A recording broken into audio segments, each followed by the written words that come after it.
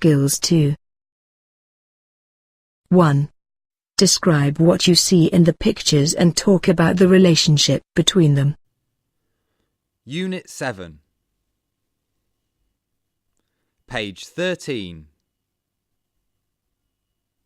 Skills 2. Activity 1. Describe what you see in the pictures and talk about the relationship between them. Listen and check your answers.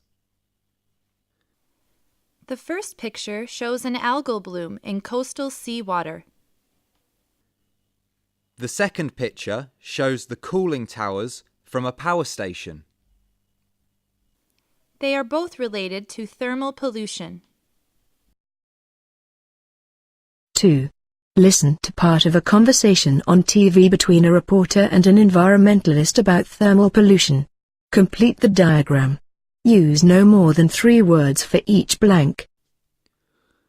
Unit 7. Page 13.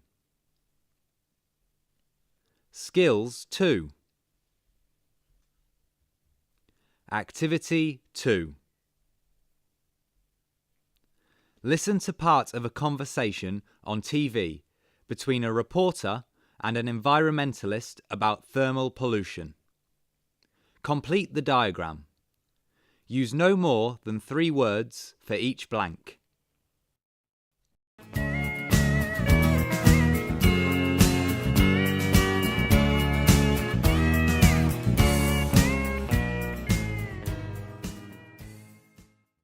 Does thermal pollution mean that bodies of water get hotter, Mr. Nam?